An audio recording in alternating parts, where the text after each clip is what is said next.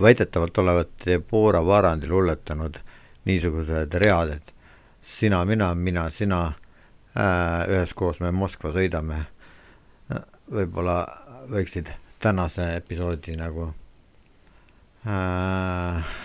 juhtsõnad niisugused olla.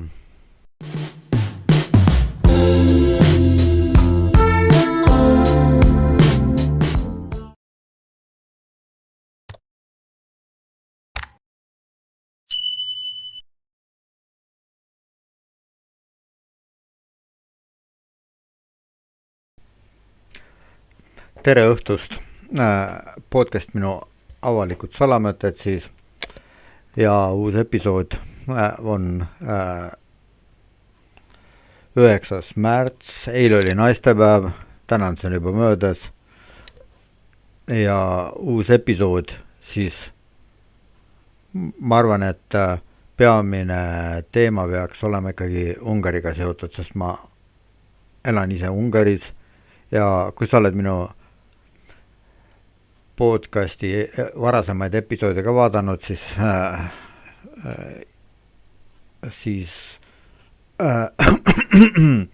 ma paluksin sult seda, et sa võimalikult paljud minu episoodid märgisid meeldivaks ja kui sa ei ole minu kanalit tellinud, siis telli see kanal. Jah, aga ma lähen nüüd edasi. Ma räägin siis praegu asjust, mis on tegelikult väga Ungariga seotud, aga mitte ainult Ungariga seotud. See puudutab meid kõiki teatavas mõttes, mitte küll võib-olla otseselt, aga kaudselt. Ja kui sa siis oled minu varasemaid episoode kuulanud, siis soovitan sul mõnikord neid ka kommenteerida, sest ilma sinu kommentaarideta on suhtlemine nagu ühepoolne ja siis ma ei saagi teada, et mida sa nendest tegelikult mõtled. Aga on veel üks teine asi veel, mille pärast tasub kommenteerida, mille pärast tasub meeldivaks märkida episoode, erinevaid episoode, mille poolest neid tasub jagada teistega. See on see, et kui sa neid, seda kõike teed, siis algoritmid on niimoodi ehitatud, et nad teevad võimalikuks, et need episoodid saavad võimalikult paljudele inimestele siis nähtavamaks ja mida rohkem neid like seal on, mida rohkem on jagatud, mida rohkem tellijaid, siis sa tead, et seda suurema tõenäosusega jõuavad need episoodid suurema hulga inimesteni. Aga läheme siis asja juurde. Ungari teemad on ilmselt nii mitmetegi inimeste tähelepanu juba püüdnud ja seda kõike võib-olla esmajoones sellepärast, et Orban on püüdnud ennast näidata kogu maailma silmis kui patriooti, kui vabadusvõitlejat, kes võitleb vabaduse eest, mida see tema vabadus muidugi kujutab endast, see on muidugi teine küsimus ja iseküsimus, aga ühesõnaga siis Orbani vabadus, jah, mul tuleb kohe sellega seoses viimne reliikvia meelde, aga kui sa nüüd sellega hakkad võrdlema seda Orbani vabadust ja viimse reliikvia vabadust, siis neil ei ole omavahel küll midagi mingil määralgi pistmist. Võib-olla ainult nii palju, et kui see vürst Gabriel siis, kes oli siis peaosaline selles filmis, tema oli tegelikult ju Ivo Senkenbergi rivaal ja siis filmis oli Grigori Romanov kujutanud neid tegelasi niimoodi, et paljuski esialgse Eduard Bornhöhe romaanile mõnes asjas vähemalt truuks jäädes, kui enamikes asjades mitte, et siis Gabriel oli siis positiivne, hea ja Vene poole peal ja siis Ivo Senckenberg oli siis halb, paha ja tema oli siis nende Balti sakslaste poole peal. Et need olid kaks teineteisega vastanduvat kuju, kes siis võitlesid teineteise eest, kuigi alguses nad ei saanud päris hästi aru, et nad seda teevad, aga lõpuks see ikkagi kujunes niimoodi välja, et Gabriel oli sunnitud tunnistama, et ta ikka ei ole päris vaba mees, siis ta tappiski ära selle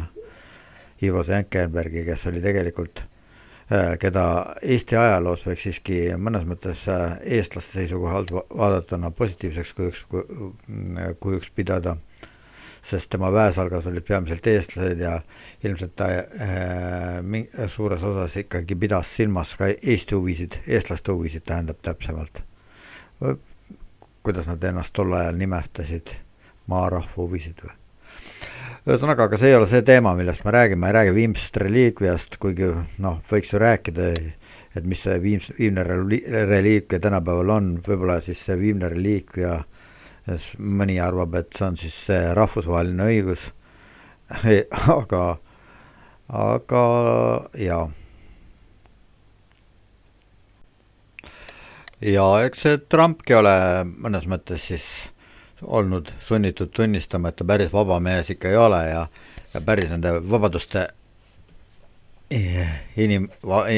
inimeste vabaduste ja rahvaste vabaduste eest ja ikka ei võitle võib-olla sõna otseses mõttes, võib-olla mõni arvab, et kaudses mõttes siis kuidagi hea küll, aga Trump arvas ka, et tema enam sõdu ei algata, et tema saab nüüd rahumees, kes siis lõpuks siis pälvib Nobeli rahupreemia, kuigi asjad liiguvad sinnapoole, et praegu enam vist see eriti nagu kõne alla ei tule, sest ta on juba ikka päris hirmsaid tegusid teinud ja ma ütlete, inimeste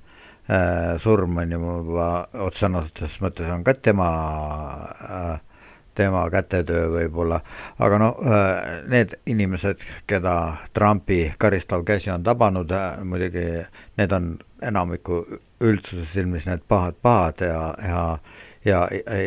inimesed arvavad sellistel puhkudel, et siis paras neile ka sageli kahjuks või õnneks, ma ei tea, mis sina arvad, mina arvan, et see ei ole hea, et nad seda teevad, et nad niimoodi mõtlevad. Aga nüüd ühesõnaga asi, millest ma räägin sellest ju muidugi midagi igaüks juba teab, et siis Iraanis tappis siis Trumpi käsul Ameerika lennuvägi maha ajatollah Khomeini ja kõik enamus neist liidritest ja tema lähikondlastest ja seetõttu on nüüd Iraaniga ja Ameerika vahel sõda ja see sõda on kandunud edasi. Iraan on otsustanud, et ta paneb vastu, aga muidugi paneb vastu küll, aga võib-olla mitte ainult esmajoones ameeriklastele, vaid ka teistele inimestele. Iraan on rünnanud Lähis-Idas erinevaid riike, on rünnanud ka väljaspool Lähis-Ida mõningaid riike, isegi Euroopa Liidu liikmesriik Küprost on saanud tunda Iraani, kuidas nüüd öelda, kas kättemaksu võib öelda, aga võib-olla küll. Ühesõnaga, et see on tõsine ja see olukord ei ole lõppenud, kuigi Trump on optimistlik ja loodab selle konflikti lõpetada kiiresti ja sellega, et siis Iraan loobub sellest teest, kus ta praegu on, aga jaa, ühesõnaga täpsustades siis võib-olla nii palju, et tegelikult Iraani juhtide surmad ei ole otseses mõttes, see on esmajoones saanud Trumpile, ilma Trumpita ei oleks võimalikuks saanud, aga see on ikkagi Iisraeli ja Netanyahu ja juutide teene, kes siis näevad väga suurt ohtu Iraanist kui sellises, mis ta senimaani on olnud. Aga ja see oli tegelikult Iisraeli lennuvägi, vabandust, ma ütlesin vist alguses, et Trumpi lennukid, kuidagi Ameerika Ühendriikide lennukid siis prommitasid nagu seda Iraani ja tappis, mille tagajärjel siis Khamenei ära suri. Aga tegelikult need olid Iisraeli lennukid ja siis muidugi ilma Ameerikat ei oleks sellest midagi välja tulnud, sest Ameerikal on niisugused tehnilised vahendid olemas kõike, mis teevad talle kõik võimalikud sellised rünnakud võimalikuks. No nii, nüüd, aga ma ei räägi ka Iraanist, ma lubasin ju tegelikult ikkagi rääkida pigemini siis Ungarist ja Viktor Orbanist jälle edasi, sest ma olen nagu sel aastal nagu rohkem hakanud tähelepanu pöörama Orbanile oma varasemates episoodides ja ma arvan, et selleks on tõsine põhjus seda enam, et kui ma nüüd kokku võtan need asjad, mis nüüd viimasel ajal on juhtunud, siis olukord ja mis on juhtumas, siis see on üks üsna imelik asi tegelikult. Ühesõnaga siis nii.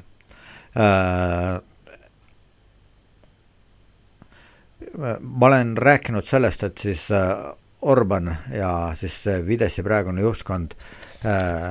konfronteerub ju täielikul määral Euroopaga konfronteerub Ukrainaga täielikul määral, totaalselt eitab kõike Ukrainaga seotud, siis rääkimata Ukraina abistamisest, aga ta eitab ka Ukraina riiki. Orban on rääkinud mitte Ukrainast kui sellisest, vaid Ukraina nimelisest territooriumist. Ja siis Zelenski on omakorda ja siis ukrainlased loomulikult on omapoolsete vastustega lagedale tulnud. Viimati siis oli siis Münchenis ja Davosis oli, kui need kohtumised, siis ka siis juba rääkis vägagi kriitiliselt Zelenski Viktor Orbanist, öeldes, et Orban võiks oma vähem tähelepanu pöörata oma vatsakese kasvatamisele või rasva kogumisest kõhu peale, selle asemel, et valmistuda ette sõjaks, aga viimased sündmused näitavadki, et Orban ikka tõepoolest püüabki nagu sõjaks valmistuda. Aga enne kui me sellest Orbani sõjaks valmistamisest selle taustal, et siis samal ajal siis oli nüüd jälle üritused, mida siis Orban korraldas siis niinimetatud tema arusaamiste järgi siis rahu nimel,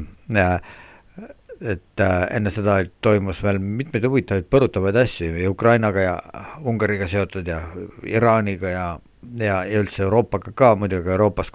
kuuleb nagu vähem millegipärast. Euroopa nagu vaikib praegusel hetkel paljudest nendest asjadest, sest Euroopa püüab konsensust nagu saavutada erinevate maade vahel, erinevate maailmavaadete vahel, aga see läheb üha raskemaks minu arvates vähemalt see konsensuste ja otsimine sellest võiks Euroopa natukene tagasi võtta. Aga no, hea küll. Siis, mis ma veel tahtsin lisada Iisraeliga seoses ja Ukrainaga seoses ja kõike võiks rääkida nii pikalt ja nii rohkesti ja mõtted lähevad peast laiali mul praegu siin, kui ma räägin selle, kui ma otsin nüüd sobivaid sõnu need asjade kohta. Muideks, oled sa kuulnud, et see Mindits, endine Zelenski valitsuse liige, keda siis süüdistatakse korruptsioonis ja kelle kodust leiti siis sammune kullast vetsupott väidetavalt, et mille ta oli siis varastanud Ukraina riigilt ja nende heausksete eurooplaste ja teiste maade kodanikelt, kes on siis rikkalikult oma toetust andnud Ukrainale. Aga see samane Mindits on ka tapetud. Ma kuulsin nüüd seda, et Iisraelis oli ta tapetud keset tänavat vist, aga ma täpsemaid üksikasju ei tea. Igatahes Mindits on ka surnud, mitte ainult Hameini ei ole surnud, pahad inimesed justkui surevad, head inimesed ja kas nad elavad ikka, seda me ei tea. No ühesõnaga, no nii, muideks seda Ungari varianti sellest Minditsi kuldsest vetsupotist võite minu siis taustapildil näha praegu ja siis on, mis see kiri on, öökadnak adoka temelne, kes Ukrain arain budira költika benzad, ühesõnaga, et nemad, kes alles siis on Ursula von der Leyen, siis on Zelenski, Volodymyr Zelenski ja siis on, kes see kolmas on Peeter Madjar, konkurent Viktor Orbanile ja Orbani väljakutsuja praegu, et jah, ja mitte ainult see ei ole ainukene niisugune plakat, kus siis irooniliselt ja noh, ütlen otse välja, karaktermõrvarlikult siis rünnatakse poliitilisi vastaseid, sest nagu ma oma eelmises episoodis ka rääkisin sellest, et tegelikult Orbanil ei ole poliitilisi vastaseid, vaid Orbanil on vaenlased ja sellise mõtlemisviisi ta on omandanud juba väga varasest ajast. No ühesõnaga tuleb tuttav ette kuskilt, kui me vaatame idanaabrit, meie idanaabrit, Eesti idanaabrit, siis Venemaal on samasugune lugu. Poliitilised vastaseid enam ei ole jäänud, on peamiselt jäänud või mõnid üksikud, aga enamus neist poliitilistest vastastest on siis välismaale põgenenud ja on jäänud vaenlased, aga need on kaugel, need on peamiselt ukrainlased muidugi, aga siis on ka teised Vene opositsionäärid, kes või noh, teisiti mõtlejad, kes siis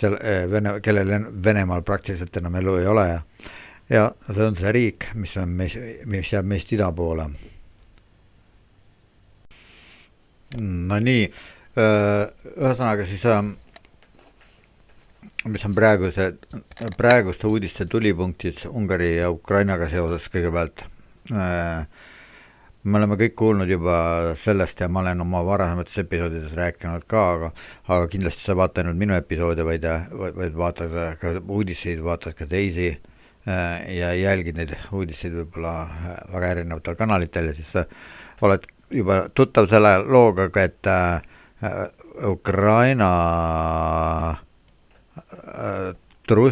Ukrainat läbi Druspa ehk siis sõpruse kanal, see naftajuhe, mitte kanal, naftajuhe on katki pommitatud, väidetavalt venelased on seda teinud, mida no kas Ungari eitab, seda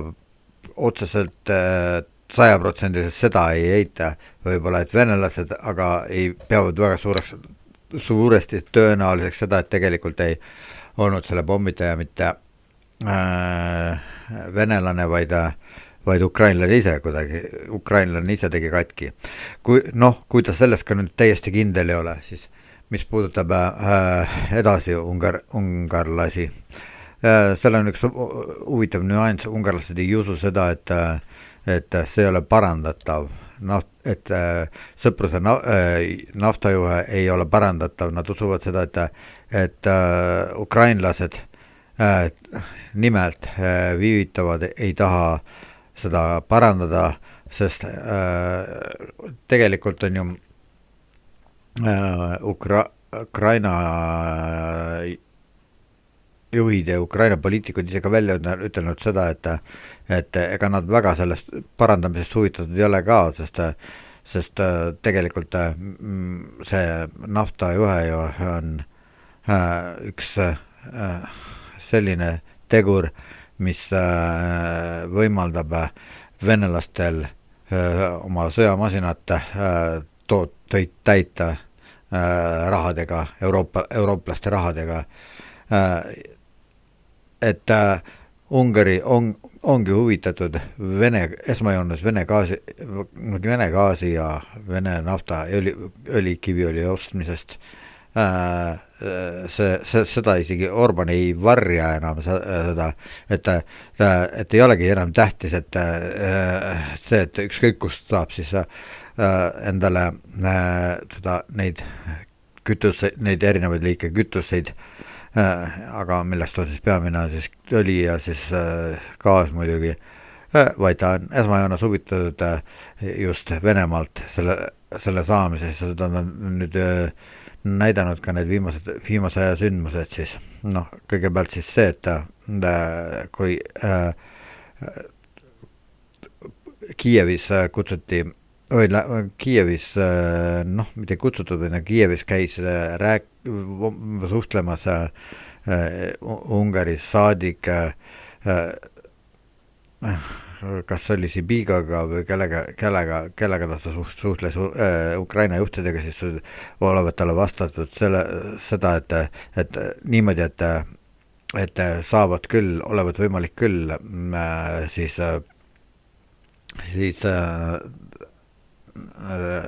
seda parandada, aga et ukrainlased ei viitsi seda teha, sest nad ei ole sellest huvitatud. Edasi siis oli sedasi, et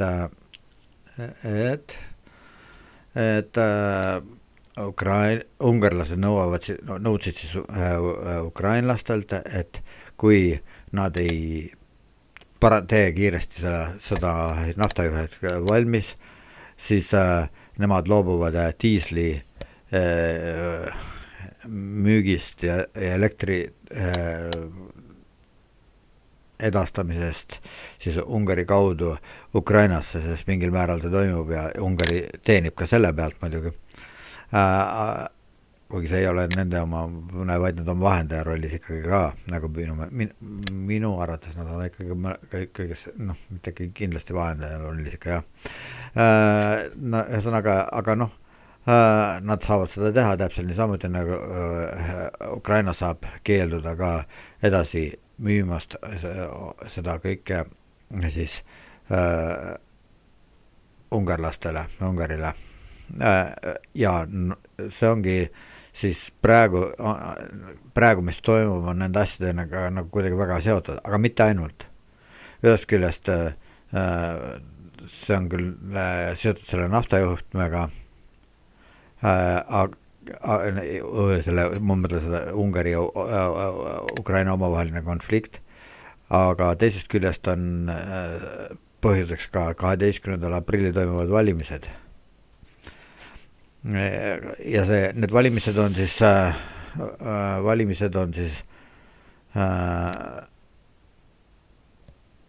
kas kuidas nüüd ütelda, et seal kes on täitsa võimalik, et mõlemad pooled, nii Tissa kui Fidesz võivad võita. Viimased reitingud siis räägivad sellest, et oleneb muidugi, kes neid teeb. Näiteks Medianiga oli siin niisugune konflikt Ungari valitsusel, või mitte valitsusel endal, vaid ütleme sellel propagandamasinal, Ungari propagandamasinal, et Fideszi meelsel propagandamasinal, et siis nad süüdistasid Mediani, kes siis ennustas Tissale 20% edu Orbani või Fideszes, et siis et ühesõnaga, et nemad olevad siis valetanud, valeandmeid esitanud ja ühesõnaga manipuleerinud neid andmeid. Muidugi seda me ei tea, mina isiklikult ei tea, kus ma saan teada, ma ei olnud seal juures ju. Aga ühesõnaga, et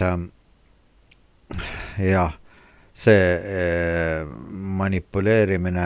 manipuleerimise jutt, noh, see ei ole veel täielikult ära kadunud, aga on ilmselgelt näha, et Fides on paanikas kuidagi nagu mingisugused sellised, noh, paanika ilmingud lausa paistavad välja erinevatest väljaütlemistest, erinevatest konkreetsetest tegudest, näiteks viimased ja need viimased neist olid siis see, et ka see kuulub paanika hulka, nagu ma varsemalt rääkisin, et Orban räägib siin sellest, et see on juba vana jutt, et ta ütles, et Euroopa varsti tungib kallale siis Venemaale. Siis see on punkt 1, punkt 2 on see, et Ukraina ähvardab Ungarile kallale tungida ja et tõenäoliselt saavad siis olema need kannaletungid või siis niisugused operatsioonid, nagu Ungari vahetevahel Venemaal teeb, et laseb droone siis erinevate naftamaardlate või siis nagu pihta või siis nagu näiteks see Pautina operatsioon oli või Sämblikovergu operatsioon, kus siis lasti siin tuumapommi kandvaid või neid kanda suutvaid lennukeid puruks ja analoogseid rünnakuid kardab praegu Orban, et sooritatakse Ungari vastu ja see väljendus juba siis mõni kuud, 1,5 kuud või 2 kuud tagasi kõnas oli, et siin oli Budapesti lähedal Saas-Halombata siis selline tehas, et kus toodetakse siis või kus siis töödeldakse ühesõnaga siis neid seda nafta ja gaasi, õli ja gaasi ühesõnaga, mis Venemaalt tuleb, et seda töödeldatakse ja siis rafineeritakse, mis asja seal kõike tehakse.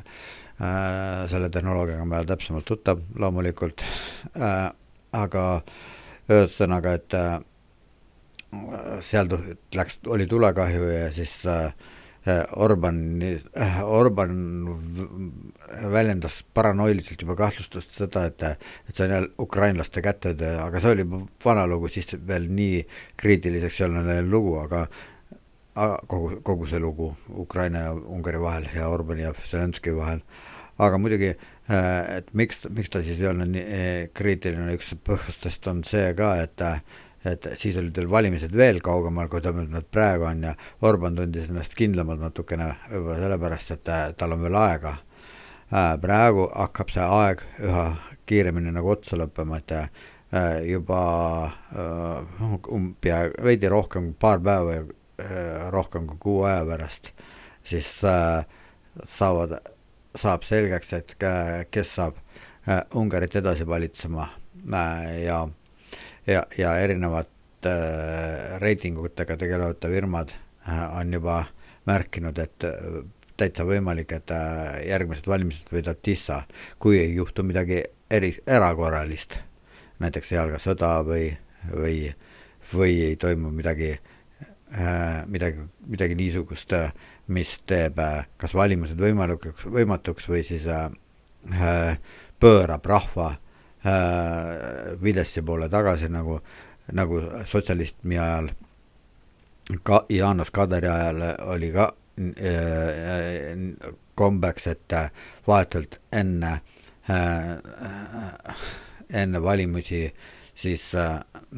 sotsialismis oli see muidugi natukene teistmoodi, aga siis hakati ka niisugust propagandat tegema ja süüdistama kapitalistliku maailma ja rahvusvahelisi imperialiste ja keda kõike ennekõike Ameerika imperialiste. Nüüd on siis vahetult enne valimisi on tunda, et Fidesz proovib midagi sarnast, nagu omal ajal János Kadar harrastas valimiseelsetel aegadel häiret tekitada erinevate rahvusvaheliste kapitalistide vastu üles esitades rahvast. see kõik on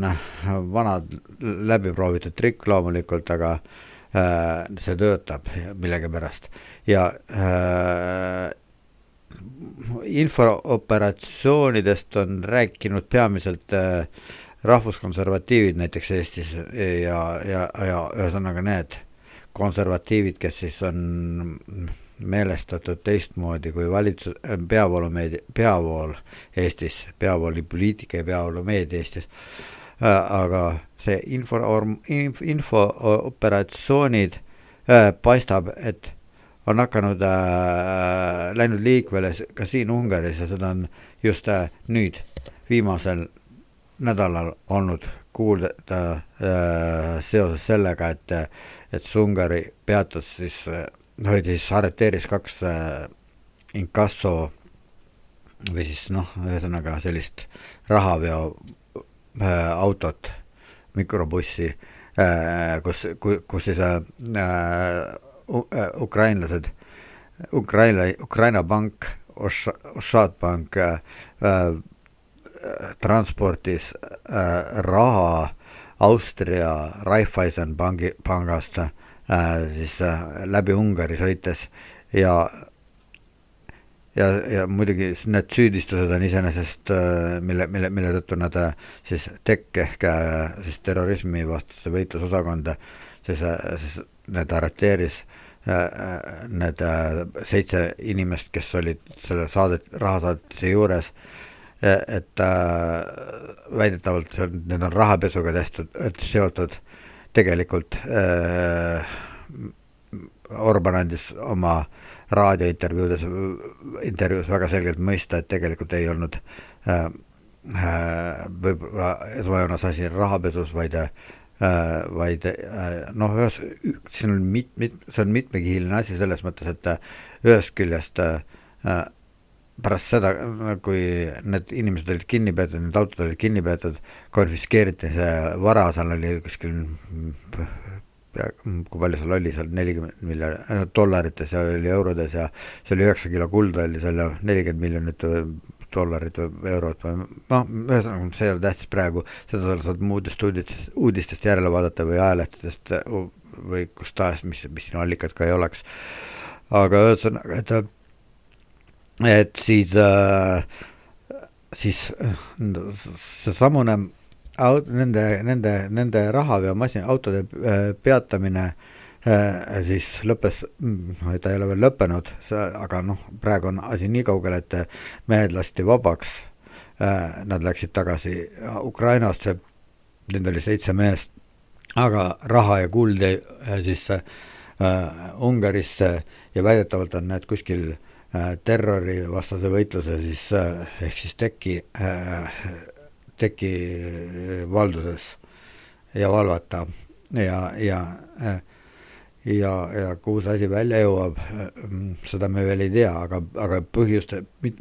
nagu ma ütlesin, on mitmekihilised. Esimene asi seostub siis jällegi selle vana looga, mitte vana, hiljutisi, aga selle sama looga, millest ma enne seda siis rääkisin, et selle Sõpruse naftajuhe või gaasijuhe, naftajuhe, õlijuhe, kus ta siis on, mis seal kõik tuleb, mina täpselt isegi ei teagi, sest ma ei ole sinna sisse vaadanud lihtsalt ühesõnaga, et pärast Orban on isegi öelnud vist seda, et ukrainlastele ma täpselt ei tea küll, aga mulle tundub niimoodi, et midagi nagu kuskilt ajakirjandusest on läbi läinud, et siis me mõista andnud Orban ukrainlastele, et pärast seda, kui nad on selle naftajuhtme siis korda teinud, siis nad saavad selle raha tagasi jälle. Ja muidugi see on üks asi. Teine asi on see, et loomulikult me oleme eestlased on ka meie kõik ja eestlased ka nende hulgas on kuulnud seda, et siis Ungari jälle vetostas seda 90 miljonist ühe osa, esimese osa praegu välja, selle osa, mis praegu oleks pidanud välja makstama siis laenu näol Ukrainale, et siis Ungari, Slovakkia ja Tšehhi siis vetostasid seda ja toodi siis või oli või Tšehhi seekord ei olnud, igatahes Tšehhi, kas Tšehhi mitte ainult siis sanktsioone ei vetostanud veel, aga ühesõnaga siis jah, mul on natukene hääl ära ja mul on imelik on rääkida, sellepärast mul kuidagi nagu imelikult tunnen ennast veidi, sellepärast ära pane tähele, aga ma natuke rohkem kokutan kui tavaliselt, aga ma püüan ära rääkida siiski selle, mida ma oluliseks pean. Nii et siis see on üks asi, et miks need masinad siis väidetavalt peatati. Teine asi on see, et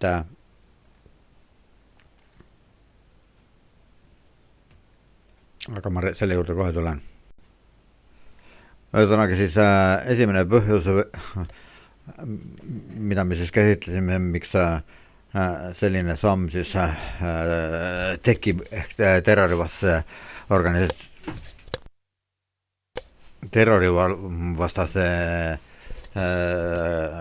komando poolt, et arreteeriti need mehed, lasti kohe küll vabaks pärast reedesel päeval lasti vabaks, need praegu 3 päeva tagasi, praegu on esmaspäev, jah. Minu ma seda nüüd salvestan pühapäeval, mul oli tegemist, ma ei saanud seda teha ja ega mul, nagu sa kuuled, mul on hääl nagu kuidagi nagu ära, et hea küll, ma ei vabanda, aga ma teen lihtsalt. Ühesõnaga, et see on taas siis jah, sellepärast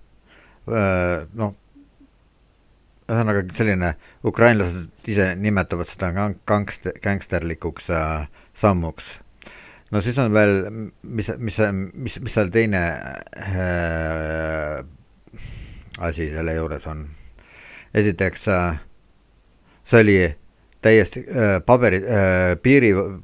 üle piiri tulles oli see, need 2 Ukraina masinad, pangamasinad,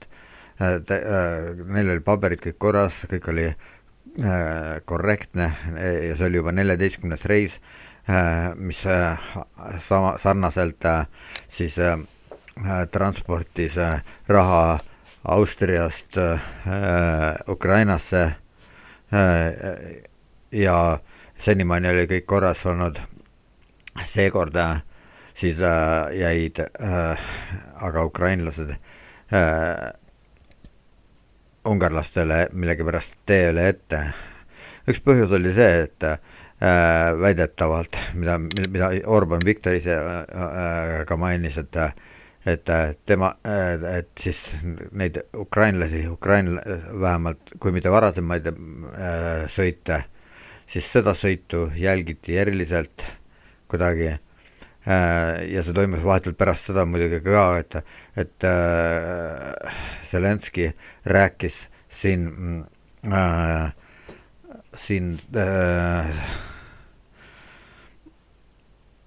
ajakirjanikele, mitte siin, aga rääkis ajakirjanikele ühesõnaga hiljuti, et kui üks teatav inimene siis Euroopa Parlamendis blokeerib Ukrainale mõeldud 90 miljonist laenu ja kui ta seda blokeerimist ei jäta, siis annab Zelenski selle mehe koduse aadressi edasi siis Ukraina eriüksuslastele, kes siis omas keeles siis hakkavad rääkima siis tolle Euroopa poliitikuga ja see oli muidugi võib-olla Zelenski poolt viga, kuigi see stiil, millest Zelenski seda rääkis, meenutas vägagi Trumpi stiili, kuidas ta Madurost rääkis, kuidas ta Iraani ajatollast rääkis, Hamenist ja võib-olla veel mõnest teisest inimesest. Ühesõnaga võib-olla selles kontekstis, et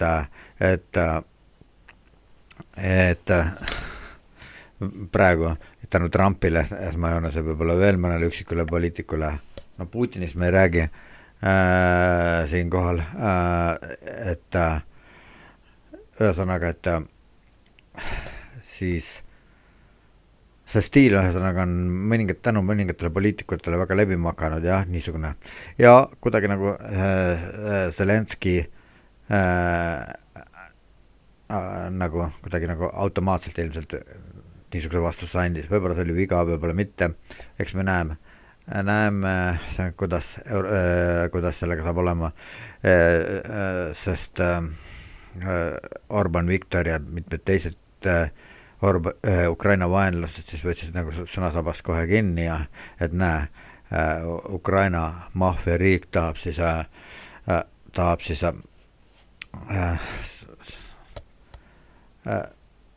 Ungari liidrit Viktor Orbanit tappa, talle atentaati teha või seda organiseerida ja see inkasso autode arreteerimine toimus vahetult pärast seda ja see samal nädalal. Nii et nagu paistab, et sellel asjal oleks ju omavahel mingi seos olemas küll täitsa. Aga noh, kindlasti sellel on seos, aga teisest küljest sellele eelneb veel midagi, mida võib-olla nii palju ei ole mujal maailmas tähele pandud, aga Ungaris küll. Nimelt see, et nädal aega kuskil enne seda või hiljuti ka, ühesõnaga mõned päevad tagasi enne seda siis Orban Viktor andis välja korralduse ja rääkis sellest avalikult ka muidugi, et need, kus on siis igasugused õli ja kütuse töötlemisega tegutsevad siis maardlad ja sõlmpunktid ja sõnaga, kus siis ja see naftajuhe, see sõpruse naftajuhe, see osa, mis siis Ungarist läbi läheb, Ungarisse jõuab, Budapesti läheb, sõnaga, et selle võtavad oma valve alla siis Ungari sõjaväeüksused, kes siis on siis selleks sinna tellitud, et kui ukrainlased peaksid nüüd Ungarile kallale tungima, et siis nad löövad need lihtsalt tagasi, annavad vastulöögi või kaitsevad neid maardlaid, kaitsevad seda naftat, kaitsevad seda kütust, mis Venemaalt tuleb sõjalise jõuga. Ja võib-olla see siis viskas korgi välja ka Zelenskil, et loomulikult ta teab neid asju ja on kuulnud sellest, sellepärast, et ka Ukraina meedias neist asjust väga palju räägitakse. Ja siis ühesõnaga see kõik on, need kõik asjad on omavahel seotud ja see kõik langeb siis kokku siis selle valimiseelse ajajärguga, kus 6 aega on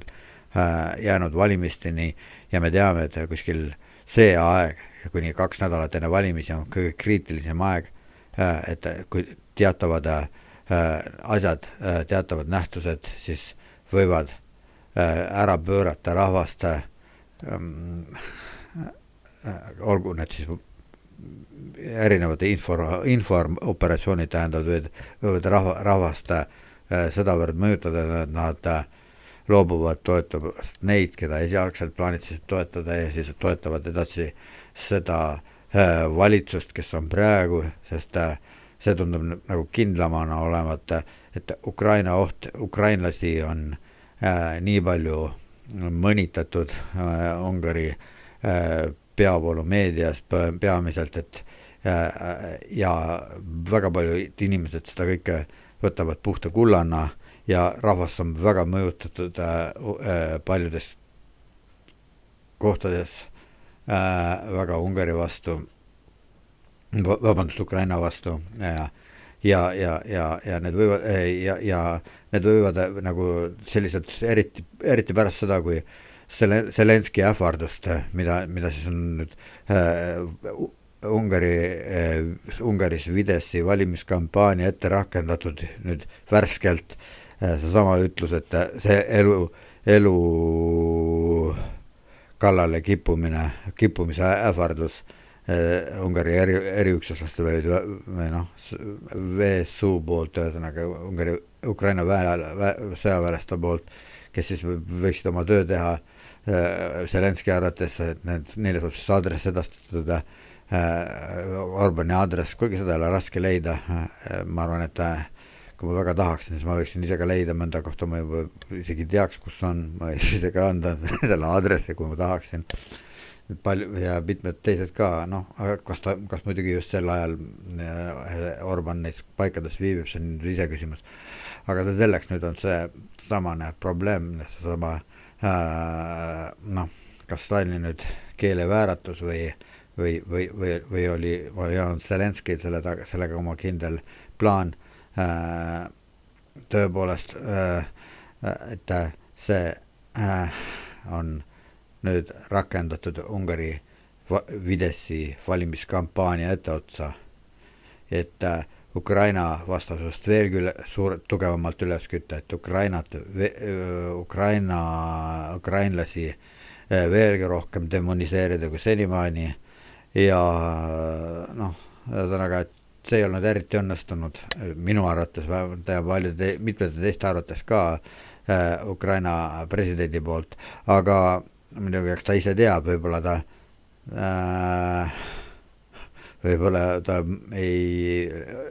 ei olegi tegu lihtsalt keelevääratusega.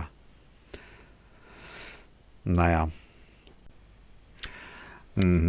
Kuhu me siis jääme sinna, et see infooperatsioon siis toimus siis Budapestis, kus siis Orbani käsul arreteeris tekka ehk siis terrorivastase võitluse osakond või üksus või komando Ungari rahatransportijad ja kes siis on harjumuspäraselt sõitsid läbi Ungari territooriumi ja M5, kus nad siis M5 on üks olulisemaid maanteid, kus siis neid Ungari mingid teenistused siis jälgisid neid ja nad olid siis väidetavalt siis nagu kuskilt teelt nagu kõrvale läinud harjumuspäraselt teelt ja kuna neil oli niisugune mõte, et see auto võis minna kuskile kuskilt selles suunas, kuigi nad oli täitsa tee peal kõrvale jäänud ja ma ei saa aru, miks nad siis ei oodanud ära seda momenti, mida nad arvasid, et saab nüüd toimuma, nimelt nad mõtlesid, et miks see auto siis või need kaks autot siis tee pealt ära pöördusid, et nad olevat siis olnud kuskil Tissa erakonna siis kontori või staabi suunas teel, et nad oletasid siis, et on võimalik, et nad kavatsesid rahalist toetust anda siis Tissa erakonnale selle valimisvõitluses siis nendel valimistel, mis saavad toimuma siis 12. aprillil, milleks neil on mingisugust alust ja mis on eriti kummaline on see, et miks nad ei oodanud lõpuni siis seda, vaid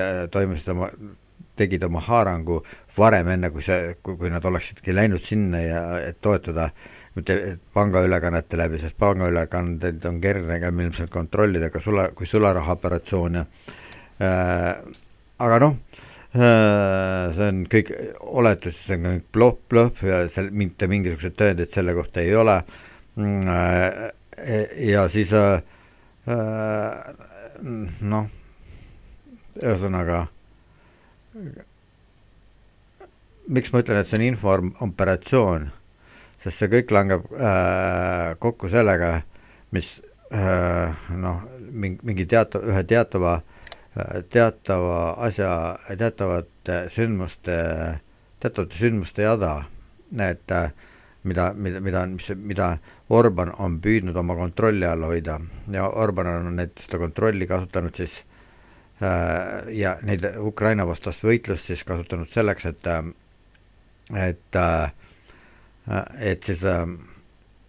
et siis valimisvõitu välja võidelda. Ja muidugi loomulikult ei tee Orban neid asju üksinda, vaid kogu Fideszi koorekiht on sellega ametis, et oma võimu kindlustada veel järgnevateks aastatekski, kuigi tundub niimoodi, et Fideszi pooldajatest üle 65-aastased on siis suures enamuses tõenäoliselt Fideszi pooldajad, aga alla 25, alla 30 aasta noored on peamiselt Tissa toetajad ja Tissa toetajad on tänu sellele, et need toetavad pigem noored, on palju paremini esinenud sotsiaalmeedias, oskab palju paremini kasutada sotsiaalmeediat valimiskampaaniateks, valimisvõitluses, kusjuures Fidesz on ise ka sellest aru saanud viimase poole aasta või viimase aasta jooksul, et nad ei ole eriti tugevad sotsiaalmeedias ja siis nad on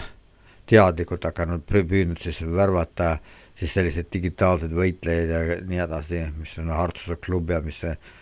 tegeleb siis sellise Fideszi toetuse suurendamisega ja loomulikult sinna hulka kuulub ka siis valimisvõidu saavutamise eesmärk. No nii, ja ühesõnaga, et see hirm, et mitte hirm, aga ühesõnaga viimases intervjuus siis, kus siis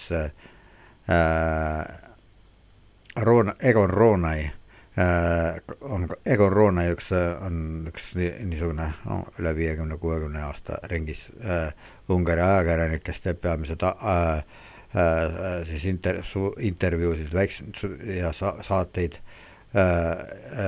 siis ATV-le ja siis veel ka muidugi Indeksile ja veel võib-olla kellele veel, ma ei tea, kas teebki ja need on peamised igatahes. Ja siis tema on 2 intervjuud teinud juba Viktor Orbaniga ja see on üks üsna kummaline, et Orban on hakanud ise kas otsima kontakte siis, et selleks, et anda intervjuusid ja anda selgitusi siis vasakpoolsetele ja liberaalsetele meediakanalitele. Ja see on kummaline lähenemine, kummaline suhtumine, kuigi ka mõistetav, arusaadav ja seda võib-olla oleks pidanud algusest peale tegema Fidesz üldse, et oleks pidanud kõigi rahvakihtide poole pöörduma, mitte ainult nendele, kes siis ametlikult on nende pooldajad või kes siis on ennast ütleme niimoodi, et avalikult ja ilma salgamata siis manifesteerinud kui Fideszi toetajad. Aga see selleks, ühesõnaga nii, et Orban kartis, et siis need ukrainlased on siis mingisuguseid machinatsioone teevad ja toovad raha Tissale, et nad saaksid oma valimisvõitlust edukamalt organiseerida ja see on üks selgitus, vähemalt on nad selle visanud nagu selle teema kondi niimoodi avalikkuse ette ja paljud on sellest kinni haaranud ja loomulikult on ennekõike just need õukonnameedia, Fideszi õukonnameedia siis arvamuskujundajad sellega ametis, et sarnaseid teooriaid propageerida. Ja siis edasi, mis on veel oluline moment selle juures. Üks asi on see, et miks nad rahapesukahtlased, seal oli üks selles meeskonnas, kes siis seda raha transportis ja raha ja kulda transportis, sest mitte ainult rahaga ei olnud tegu, vaid kullaga ka 9 kilogrammi kulda oli seal. Et oli üks endine kõrge sõjaväeohvitser, Ukraina kõrge sõjaväeohvitser, kes on närru läinud ja kes enam kes on reservis ühesõnaga, reservi läinud ja praegu töötab niisugust panga jaoks siis sarnaste vedude jaoks, rahavedude jaoks. Ja siis kohe haarati sellest kinni, õigemini täpsemini, et ilmselt on sellepärast selline endine kõrge sõjaväeohvitser siis selles rahatransportijate seas, rahavedajate hulgas, et siis tegelikult seal on mingisugune äriüksuste salaoperatsioon võib-olla taga, aga midagi sellist ei suudetud tõestada loomulikult ja midagi sellist tõenäoliselt ei ole isegi plaanitsetud võib-olla, aga ühesõnaga, kui mingit viga ei ole ilmselt näha asjas, siis otsitakse sageli vigu ja ilmselt on ka siin sellega tegu. No nii, sõnaga siis santaseerimine selle sõpruse naftajuhtme pärast, siis kahtlustused, et või isegi mitte ka kahtlustused, vaid teadlikult selle kondi avalikkuse ette viskamine, et meedia tegeleks nende teemadega, et ukrainlased toetavad Fideszi konkurente, siis kolmandaks, et kõrge Ukraina ametnikke, kes on siis jälle Ukraina on teatavasti see paha nende silmis ja siis Ukrainat tuleb mustata, Ukrainat tuleb poriga loopida, Ukrainat tuleb maha teha teiste inimeste, ungarlaste silmis, teised ei huvita ja ka need teisi rahvaid ei suudaks ka mõjutada nii palju, kuigi ei saa öelda, et see ei oleks mingit mõju avaldanud see, kuidas Fidesz ja patrioodid seda sama Ukraina mahategemise ja mõnitamise teemat on levitanud ka teiste maade konservatiivide hulgas, ehkki ma olen ise ka pean ennast konservatiiviks, konservatiivsete maailmavaadetega inimeseks. Ma ei saa sugugi õigeks pidada seda, et üks teadlikult ja tahtlikult on valitud üks rahvas ja üks riik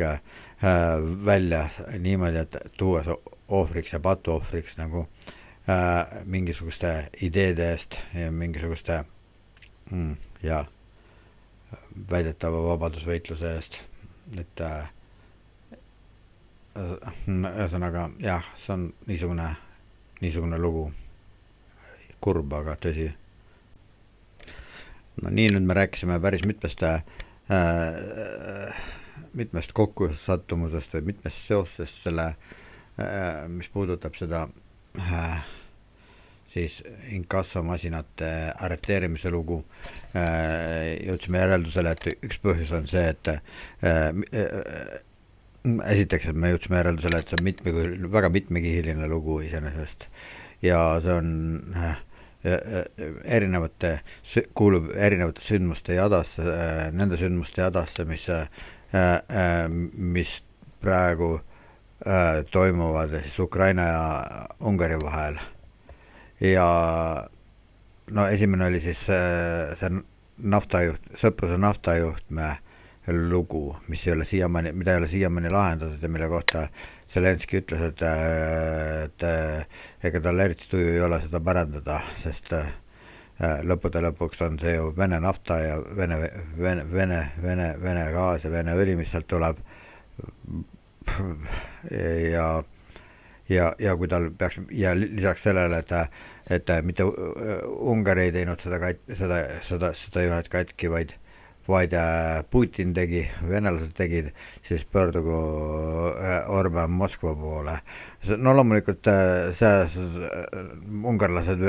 Fideszi-meelsed ungarlased, Fideszi ungarlased, kõik ungarlased ei ole siiski üks ja sama. Et ajas täitsa vihale ja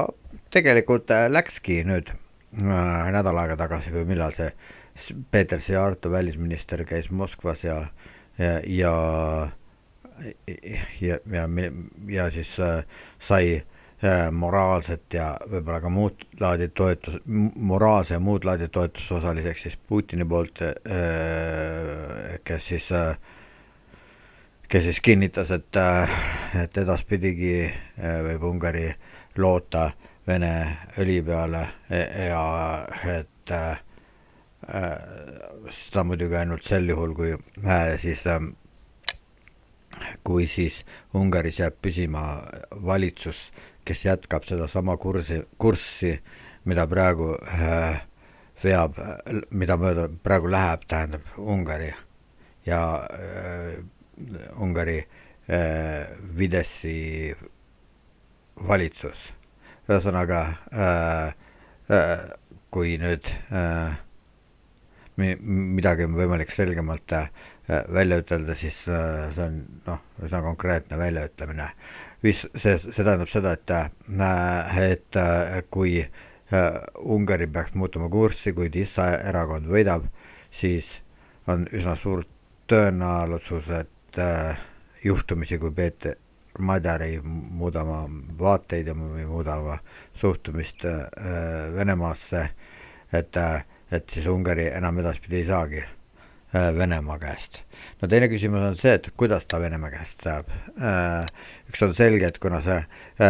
sõpruse gaasijuhja ikkagi tuleb Ukraina kaudu, siis oleks juba Ukrainal olnud mõistlik ammugi juba see gaasijuha demonteerida või lihtsalt likvideerida. lihtsalt selleks, et üks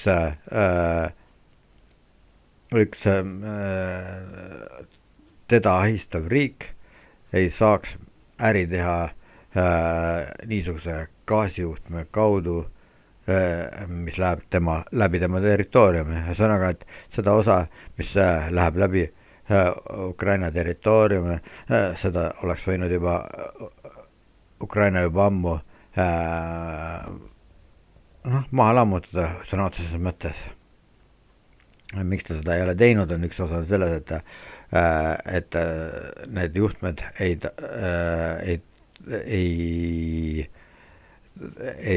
transportinud ainult Vene gaasi, vaid ka Ukraina gaasi, või Vene õli, vaid ka Ukraina õli. Ja näiteks Kremenčuki linnas oli selline tööstus, aga kahjuks pommitati puruks, mis siis tegeles sellist laadi ülesannete täitmisega. Ja ühesõnaga see, et aga see oli Vene gaasiga, Vene õliga võrreldes on see üks üsna märkimisväärselt mitte märkimisväärselt, tähendab, mitte märkimisväärne üldse, aga need kogused on ikka nii palju kordi väiksemad, et see ei ole just eriti suur hulk, mida Ukraina on nende kaudu müüs. Ja ta ilmselt oleks juba võinud juba ammu seda kuidagi teistmoodi ka lahendada, kui nad oma seda õli kuidagi sealt müüb. Et see, mis on ikkagi see infrastruktuur, see taristu, mis ikkagi pärineb Nõukogude ajast, on ehitatud sellise venelaste ehitatud, peamiselt venelaste ehitatud ikkagi, mõned ütlevad küll midagi muud, et Nõukogude liitu ei ehitanud mitte venelased, vaid ikkagi pigemini näiteks juudid ja grusiinlased. Stalin oli ju grusiin ja poolakad, Dzeržinski oli poolakas ja teised mittevenelased ühesõnaga. Aga siiski oli, kuidas nende teiste rahvuste esindajatega oli, ega praegune Venemaa ei ole puhtalt vene rahvuste esindajatest ei koosne. Seal on väga palju erinevaid rahvusid, väiksemaid rahvusi ja nende hulgas muidugi väga palju soome-ugri päritolu inimesi, kui ka soome-ugrilaste endi arv on suhteliselt väikseks jäänud, aga see soome-ugrilaste veri on ilmselt väga paljudes venelastes voolab edasi ja nii et jah, meil on ühist venelastega, see on meie veres, aga mitte venelastega, vaid ka venelastele tänu sellele, et siis venelased on endas sulatanud need meie sugulasrahvad. Ja siis mis veel? Ühesõnaga, Siarto käis Moskvas, võttis kuulda ikka, kas ta ikka Zelenski pärast läks sinna. Ilmselt mitte, ilmselt ei mõelnudki Zelenskit ei pidanud silmas, kui ta läks Moskvasse ja Putiniga kohtuma Ungaris hinnates seda, kui eriti silmapaistvat asja tegelikult, et üks välisminister kohtub Vene riigi juhiga, et teda peetakse selle vääriliseks, et välisministrina kohtuda siis Vene riigi juhiga. Nii et see oli just ka selle poolest märkimisväärne ja nende kokkulepped ja need kinnitused, mida ta sai sealt, need ei ole kuidagi Fideszi vastu. Et kui muidugi ungarlased ise peaksid nüüd siis teisiti otsustama ja ei vali enam Fideszit, et siis võib Venemaa poolt midagi muutuda suhtumises Ungarisse, aga niikaua kuni on Fidesz ja niikaua kuni on Orban, Siarto ja Jaanus Lazar ja muud sellised valitsevad siin Ungaris, niikaua Venemaal Ungaril etteheiteid ei ole, sest Ungari on ikka ja alati hästi seisnud Venemaa huvide eest Euroopa Liidu sees ja Euroopa Liidu suunas ühesõnaga. Nii et see on huvitav asi. Nii et see on see, et ilmselt nad milleski kokku leppisid, mis on avalik. Pärast seda kohtumist on muidugi muud ka räägitud ja see esiteks ma tahan paar sõna, enne kui ma selle juurde lähen, siis ma räägin vahepeal,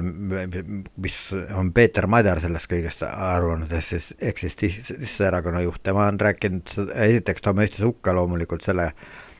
nagu ka mõistis selle sama asja hukka, mida Zelenski ütles, et vajaduse korral laseb Orbani ära koristada oma eriüksuslastel, kui Orban veel kaua püüab takistada, kui edasi möliseb ungarlasi sõimates ja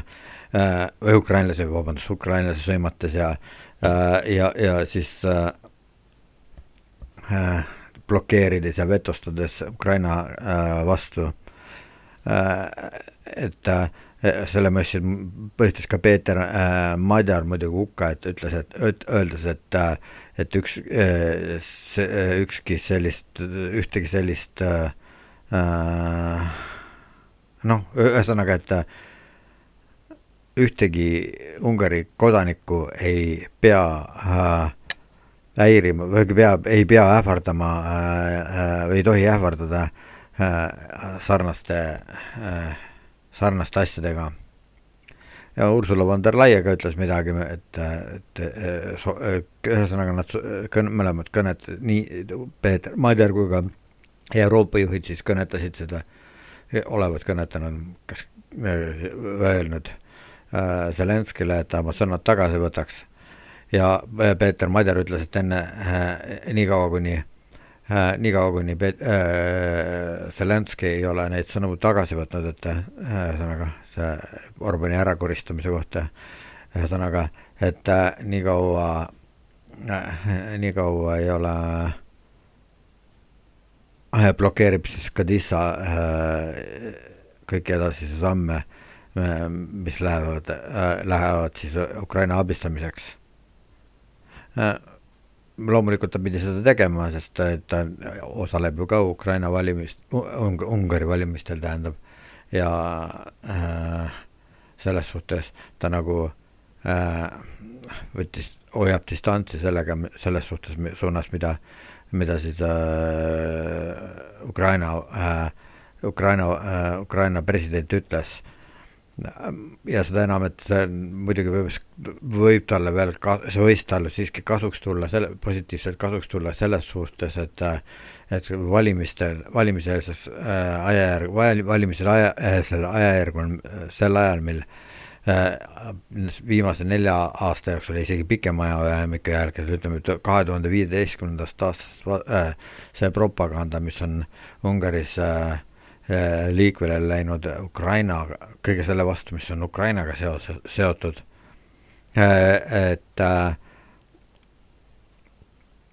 et siis ühesõnaga ja kohe lähen edasi siis.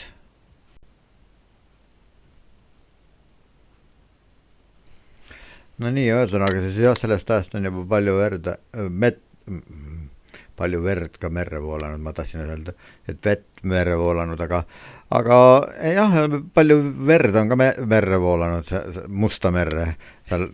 ukrainlaste verd ja venelaste verd ja keda kõik veel, kas veel kedagi või? No hea küll, et kui Ungaris on Ukraina vastane hoiak välja kujunenud. Mitte seda, et kui me nüüd asja vaatame niimoodi, et 10 aastat tagasi, kuidas oli, 10 aastat tagasi oli natuke teistsugune olukord, sellepärast, et see oli nagu see ukrainlaste rahvuslik ärkamine, sest ja olid sellised tõesti niisugused natsionalistlikud grupid ja rühmitused, kellel ei olnud muidugi mitte midagi pistmist otseselt, vähemalt mitte siis, ja võib-olla ka kaudselt isegi mitte Ukraina valitsusega, et käisid ähvardamas ukrainlasi ja külades tegid kas nüüd, ühesõnaga hirmu tekitasid inimestes natukene kohalikes inimestes ja nõudsid neilt ungarlastelt, Ungaris on teatavalt 100-150 000 Ukrainast tähendame 100-150 000 ukrainlast, ungarlast, vabandust, ma hakkan uniseks minema, kell on juba 1 öösel, võib-olla selles on asi, et jah, et ühesõnaga ja see kõik on oma vilja kandnud, sest ungarlased on pika vihaga, muidugi ka ukrainlased on pika vihaga, selles võib ka kindel olla, aga võib-olla mitte niimoodi. Ukrainlased on pigem äkilise vihaga, aga ungarlased on pika vihaga ja mida nagu eestlastel öeldakse, et vaga vesi, sügav põhi ja võib-olla, ja see on mitte võib-olla, vaid see on kindlasti üks põhjus, miks selline poliitika on mida Orban ajab ja mida Fidesz ajab praegu ja mis ei ole mitte üldse ainult Fideszile iseloomulik, vaid näiteks ka Mihhailng on võib-olla veelgi kardinaalsemalt, mida peetakse mitmel pool lausa paremäärmuslikuks erakonnaks ja mis on kunagise Jopiku üks haru, võib öelda niimoodi, selle, mis on säilitanud selle joone, mis Jopikul oli alguses, aga millest siis Jopiku looja Gábor Vona on siis eemaldunud. Aga mida ma tahtsin öelda, et see, et muidugi ega need Ukraina natsionalistid, kes käisid ähvardamas siis Munkatšis või Munkatševad Ukraina päraselt ja siis Ungaris ehk siis Uškorodis, et kohaliku ungarlasi, et ega neil ei olnud midagi Ukraina valitsusega pistmist, nad tegid seda omal algatusel ja muidugi sellele aitas kaasa muidugi ka see, et oli selline keeleseadus, milles oli tõesti võib-olla, mida võib-olla mõnes asjas, ma ei tea, kas oli liiale mindud, aga praktikas me näeme, et seal võib vabalt rääkida ungari keeles, keegi sellepärast midagi ei ütle, Taga-Karpaatias ma mõtlen, ja ühesõnaga, aga ungarlased on kergesti solvuv rahvas ja siis nad ja see on see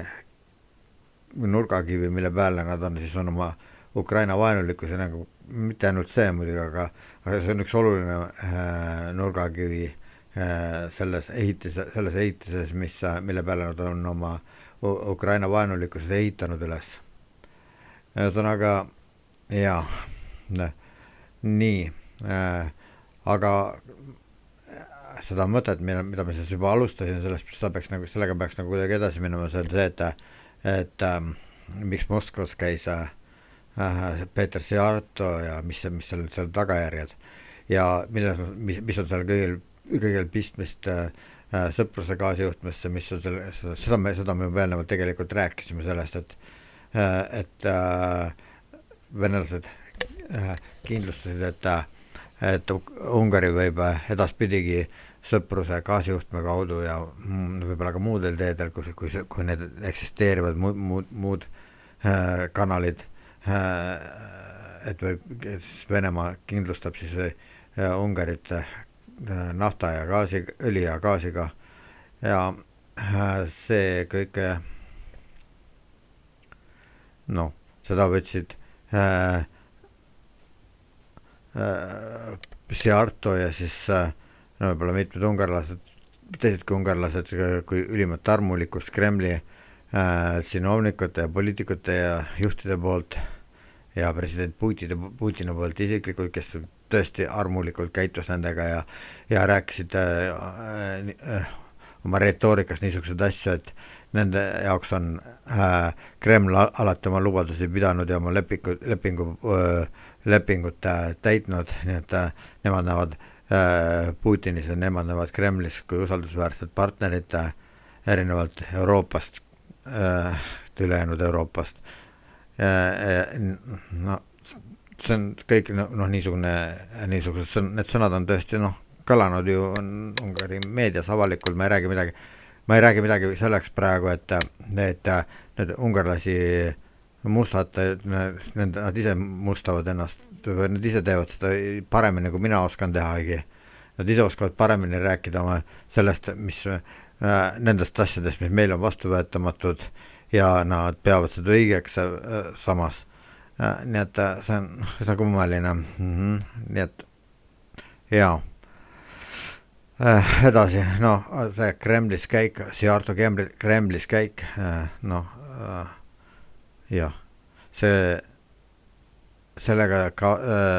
kuidas see haakub siis selle Ukraina rahavedajate autodele rünnakuga. Eks asi on selles, et siin on juhtumisi oli kuulda nende inimeste suust, kes siis, mitte mina ei kuulnud muidugi, mina vahendan seda juttu, kellegi teise juttu muidugi, et kes siis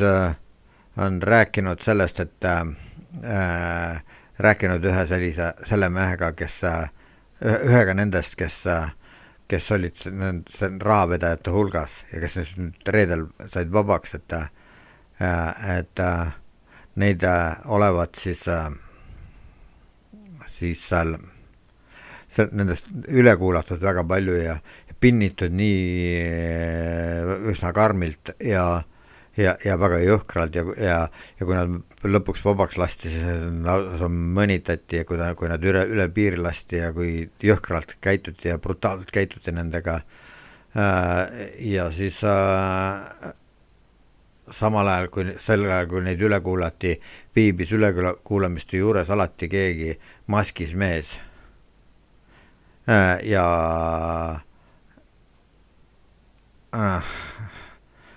ta harilikult ainult kuulas, aga vahetevahel midagi vene keeles ka vist olevat rääkinud, ma täpselt ei tea seda.